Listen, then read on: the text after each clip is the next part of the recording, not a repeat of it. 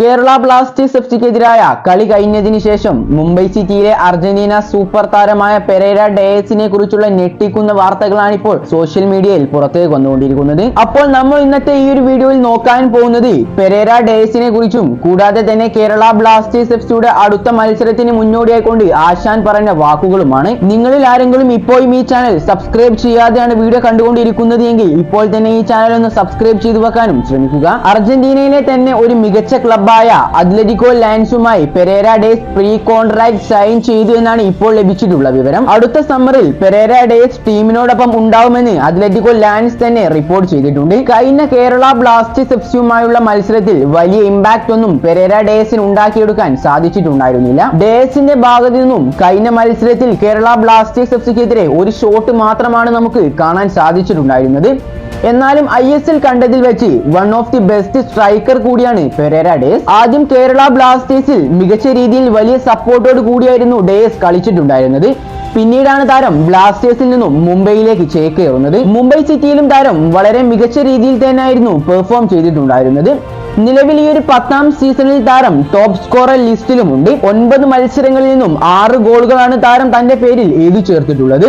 കൂടാതെ golden boot ലിസ്റ്റിലേക്ക് നോക്കുകയാണെങ്കിൽ ദിമിത്രോസ് ഡയമൻഡോസിന്റെ തൊട്ടു പിന്നാലെ തന്നെ 2ാം സ്ഥാനത്ത് പെരേര ഡേസ് ഉണ്ട്. ഇനി നമുക്ക് അടുത്തൊരു വാർത്തയിലേക്ക് കടക്കാം.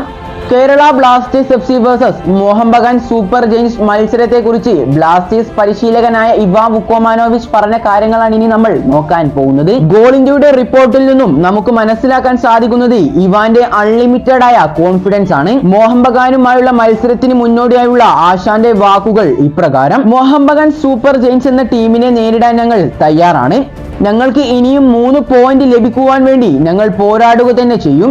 ഞങ്ങളുടെ ടീമിന് നല്ല രീതിയിലുള്ള ആത്മവിശ്വാസമുണ്ട്. ഏതായാലും മോഹൻ ബഗാൻ സൂപ്പർ ജയൻസിനെ അവരുടെ തട്ടകത്തിൽ പോയി തോൽപ്പിക്കാൻ കഴിയുമെന്നാണ് പ്രതീക്ഷിക്കുന്നത്. ഇങ്ങനെയെല്ലാമാണ് മോഹൻ ബഗാൻ സൂപ്പർ ജയൻസിനെതിരായുള്ള മത്സരത്തിന് മുന്നോടിയായിക്കൊണ്ട് ആശാൻ പറഞ്ഞിട്ടുള്ളത്. നിലവിൽ കേരള ബ്ലാസ്റ്റേഴ്സ് മുംബൈയെ പരാജയപ്പെടുത്തിക്കൊണ്ട് നല്ല ആത്മവിശ്വാസത്തിലാണ് എന്ന് ഇവാന്റെ ഈ വാക്കുകളിൽ നിന്നും നമുക്ക് വ്യക്തമായി മനസ്സിലാക്കാം. ലൂണയില്ലാതെ കേരള ബ്ലാസ്റ്റേഴ്സ് കളിച്ച 2 മത്സരത്തിലും ബ്ലാസ്റ്റേഴ്സ് വിജയം സ്വന്തമാക്കിയിട്ടുണ്ടായിരുന്നു.